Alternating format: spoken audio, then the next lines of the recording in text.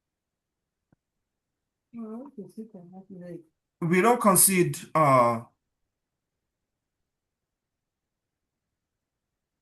Lost your train of thought. Yeah. So you're talking about if Arsenal had Gabriel against Villa, you'd win and you won't concede a goal. Which goal? I don't know which goal you're trying to remember or If talk we beat about. Villa, we don't concede as many goals as we have right now Okay, okay, all because right. the goals changes the games a lot. You know, Agreed. Okay, let me add something here. Even before you lost Gabriel, you guys were not scoring a lot of goals. we were not scoring a lot of goals, but our set pieces were far more dangerous. No, Set piece, Think about set it. piece FC. The last couple of games we've played, we don't look as dangerous on set pieces. That's true. We don't because we don't have Messi playing Gabriel in the front. Because when Gabriel is on the team, he has like five defenders coming to him. So I mean, Gabriel is a big loss. Like I think it might be our most important play.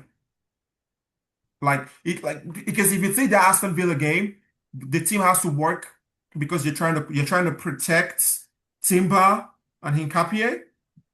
You're trying to protect them too. So the shape of the team is a little, we have to take risks. But every time that we went on the front foot and Villa got the ball, we looked so fragile.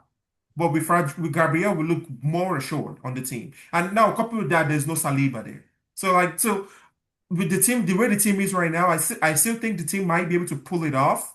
They might be able to pull it off, but it's going to be rough. But when they get the full team back, I think it's going to be clear that we're the best team in the land. Okay. And the next one will be on Man United. Manchester United. I'm enjoying Manchester United this year because this might be the last year Manchester United will enjoy an open field. I doubt that because I see what you're saying, which is teams will start playing United in a low block. But Hmm. I doubt it because United's attacking patterns are what you call artificial transitions. Yes, I So get, so but so to create an artificial transition, you don't build out from the back, right? You go long. true. And if you go long, the team who wants to play in the low block has to respond by trying to head the ball, then try to win the second ball. Hmm. In that battle for the second ball is the chaos that creates the artificial transition. But you see, I get what you're saying. Right now, this year, when Mayu tries to play long, these teams they're already up. So you kick the long ball, they go back, you nod it down. By the time you get the second ball, there's runners in behind and there's space. When the team is playing a low block, you can try to force the long ball, but they're already in the back. They'll nod it back to your center back and they'll just stay in the back. So that, but you see that so it's completely different. Right now, this season, we're actually having we recently, not the entire season. Recently, we've had better luck away from home than we have at home, Hmm. right? And the reason for that is at home, we're getting picked up or picked off on the counterattack, Hmm. right? However, teams are also, and right now in the Premier League, teams are not really sitting in the low block at the beginning of games. So United are one of the best teams in the opening 30 minutes of every game so far recently. Problem is we're not scoring enough. And then teams then grow into the game and then begin to find their footing, right? Now, because everybody is playing very heavy metal brand of football, it's playing into our hands because we're winning those chaotic second balls and we're springing attacks immediately. If that pattern continues, even next season, you don't have what Amorim doesn't build just possession based team. He builds very vertical teams. So if you force the issue on teams that sit in the low block by putting constant